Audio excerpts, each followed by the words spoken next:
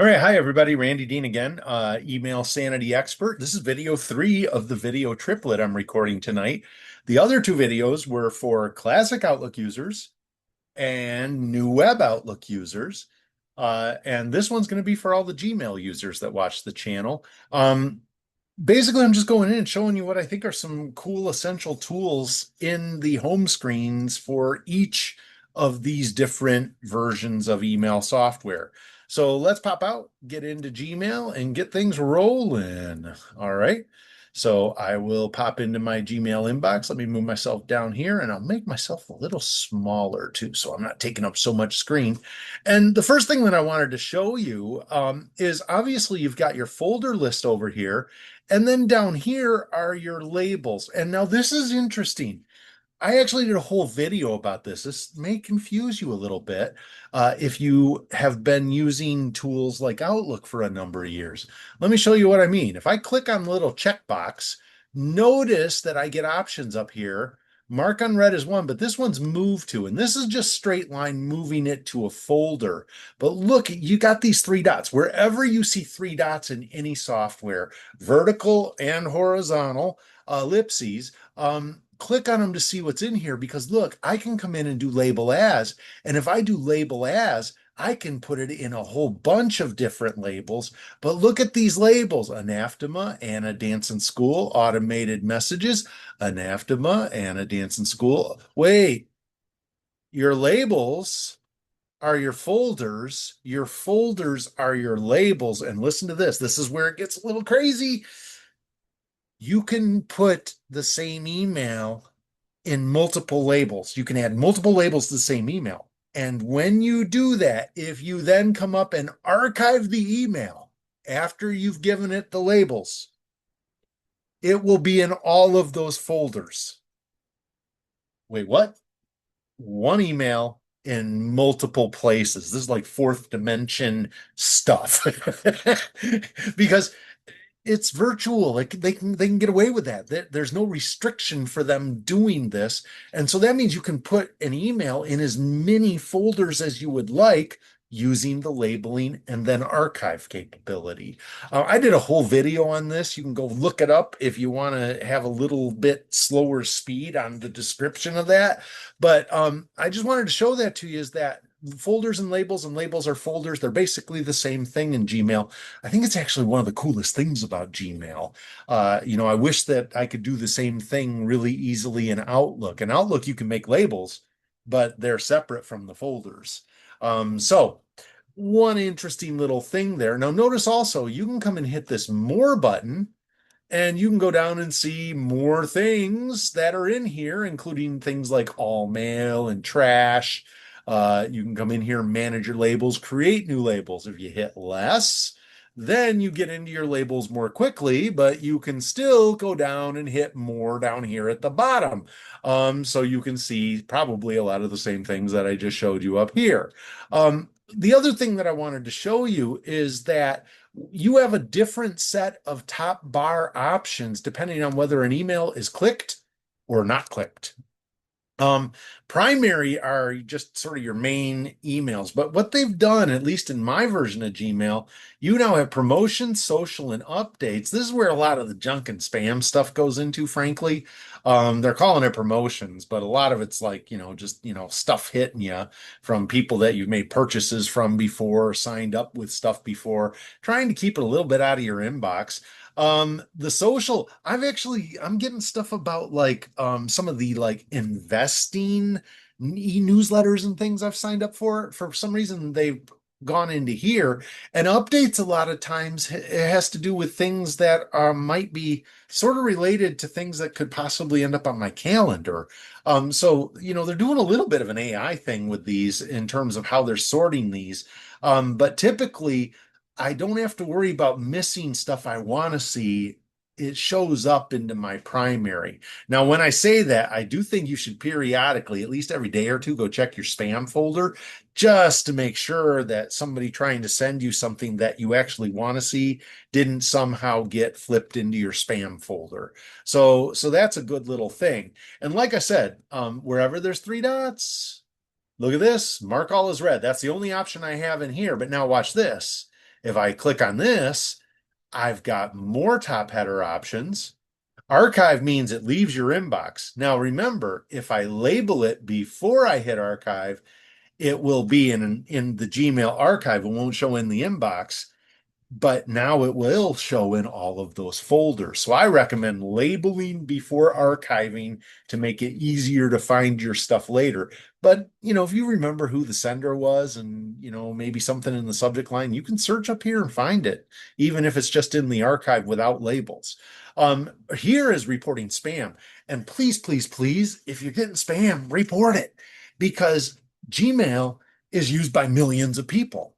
And if tens of thousands or hundreds of thousands all receive the same spam message from the same spammer, and we all click the little checkbox and then click the stop sign to report spam, Gmail, Google will learn from that and be able to identify that that sender is a spammer.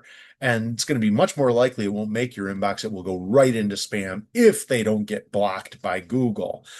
So, good things here. Notice that you can mark unread. I'm not a big fan of that. I would actually recommend you instead turn it into a task or calendar item. And by the way, let me show you this. If I open an email, and then I go up to my top bars. Look, I have the options to add it to Google Tasks or add it to the Google Calendar right there. I could even snooze the email so I see it tomorrow. Like I say, I don't want to deal with this. I can see it tomorrow. Not the biggest fan of that. I'd much rather that you go in and look at it and say, what do I need to do? Make it into a task or calendar item, which you can do right there. Notice you can also add labels and filter to look for similar messages, etc. When you're inside an email, slightly different headers versus if you're on the outside of the email just with a checkbox. Notice also with the checkbox that when I hover, I'm getting some options way over here to the side: mark unread, delete, archive. So they're giving lots of little tools here to let you see things. Now, notice up here at the top, newer, older. This should make you mad. Mine are grayed out. You know why mine are grayed out? I only have 3 emails in my inbox. So if you've got 500, you can hit that little arrow. But wouldn't it be nice to get it down to just 3? And that's part of the reason I like moving my emails into task or calendar if I can't get them done, because then I can go into my task list or calendar to get the work done, and I'm not keeping it all in my inbox. I have a whole class about taming your email beast for both Outlook and Gmail users that you might want to check out if you'd like to get your inbox looking like this. Okay, but I digress. Now, let me show you something else that's up here. Here's your search, and you can do normal, typical search, but notice over here to the side, they got this little icon, show search options. And what this is for is to allow you to basically come in and do some filtering. And so you could search by person, you can search by subject line, you can look for emails with certain words. You've got options here. And if let's say I put in, if it's from me, Randy, let's do Randy. There he is, Randy Dean. Now what I can do is I can come down here and search. If I do a search, it'll bring all these up from me. This is my Outlook account that I've sent to my Gmail. But notice that if I instead hit create filter, now what it's going to say is, okay, if it's from this Randy Dean guy, and I don't know if you noticed this, but do you see what just happened in the background? These are all the emails for that search. So they came in, but now I have options of what I can do with those emails, including automatically archive it, mark it as read, give it a star, apply a label. You can set it up so that whenever that person sends you an email, it will automatically be labeled. Forward it, delete it, never send to spam. Things like this, always mark important. So you've got some options in here that you can do. And notice, it found 43 other emails that matched this filter. You could set it up so that you always mark important and apply it to all of them all at once, or add this label to all 43 all at once. So your filters are actually sort of a pretty cool little tool that allow you to do some automated things with emails beyond just normal search. All right, so I'm going to close that. I'm not going to go too deep into that because I wanted to show you one other thing. If I go back to inbox, if I come up here to settings and click on this, you'll get this little panel here called quick settings. This is mostly look and feel kind of things. So like you'll see I have just the standard default, but look, they got all these pretty little views. I've actually been there, Arches. That's Arches National Park. So if you click on this, look what it does. It brings the arches into the background. I'm not sure if that's my picture or not. I took a picture very similar to this. The one thing I found though with a lot of these backgrounds like this, that's hard to see. I actually think that's much easier to see if I go back to that. So I'm a big fan of, make it easy to see, but you can come in and try some different things. They've got a lot of different options. Default, which is sort of the standard, unread first, so that would switch this so that the read ones would be under the unread ones. Start or priority. Play around with these. There's some options in here. You can have a reading panel if you like. I typically don't have my reading panel open, but if you want to turn on a reading panel either to the side or to the bottom and get a little preview of your emails, right here's where you can turn that on. And even below that, I think, you can have it to conversation view on or off. Conversation view means you can see all previous messages related to that same email thread based off of that email subject line. So this is sort of basic quick setting stuff, but then you can bypass this. And if you've been using Gmail for more than a couple of years, this is going to look really familiar. Hit see all settings. And now this is the settings that many of us that have been using Gmail for a while, this is the screen we're used to. There's a lot of really good tools hiding inside of here. What's interesting is if I come over here to filters and blocked addresses, these are the filters I've set up. And what's wild about it is this is sort of the same tool that I used when I was up here doing this to set up that filter. Now you can go and see where they're at so you can administer the filters you've created. There's a lot of tools inside of here that I would recommend you come into here. I'll smack you if you put default reply behavior as reply all. Don't do that. Just stop. Underneath that, I wanted to show you a couple other things. Look at grammar, spelling, autocorrect. Yeah, why not leave all those on? Um, keep coming down here and there's more capabilities. Look at this one, desktop notifications, important mail on. Now remember in that filter, it gave me the option to set that my other email should always be marked important. See what you can do here, that 1-2 step? You can identify the emails or people that you would like to have automatically marked as important messages and then go into your settings and set it up so that you will only get notifications when it's one of your important people. That way, you're not getting distracted by every single thing coming into your inbox, especially if you're getting a pretty heavy flow. So some cool stuff. If you keep going further down, what you can see is, you can have your picture set up if it's coming out of your Google profile. You can set up multiple signatures. I have a whole video about how to use that, as well as get all the way down and turn on and off your vacation responder. I don't know what a responder is. Maybe that's, if you need to get a new backbone. Okay, let's move back up here. I will not make any political jokes at all about what I just said. But here's the thing. Look up here at the top. You'll see right next to your settings is Gemini, and you can pop into Gemini.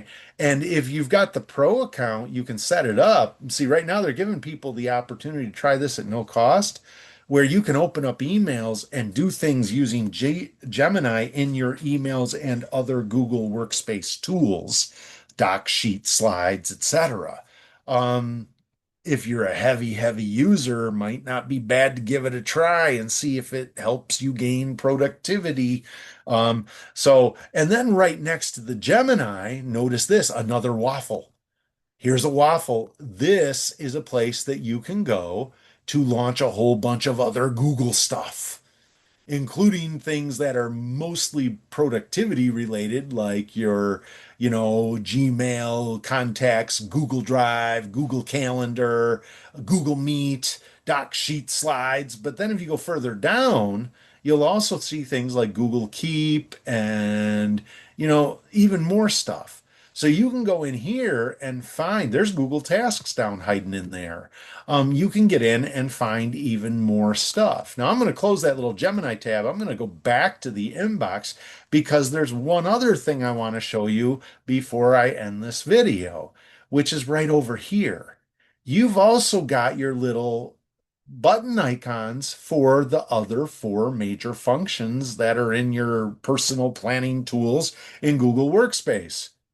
Your calendar. And notice when you click on these little function buttons when you're in your inbox, it doesn't go all the way into full calendar mode. It gives you a little peek on the right side for all of these. So if I clicked keep, it would open up my notepad. And if I click on tasks, it will show me my task list. But here's what's interesting about this. Notice that each one of these has a pop widget at the top. And if I click the pop widget, boom, that opens up full page task view in Google Tasks. Now, if I close this, hold on, I got to move my zoom bar out of the way just a little bit. If I close this and I come back into here, I can close tasks. I can go to calendar and do the same pop widget. But I want to show you something inside a calendar that they've added just recently. If I go to the pop widget and open full screen calendar, I can close tasks over here to the side because look at this. They've just added a new button.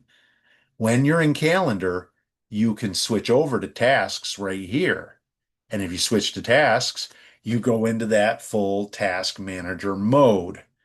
Pretty cool. The other thing that's different, notice the sidebar is a little bit different when you're in calendar than it was in inbox.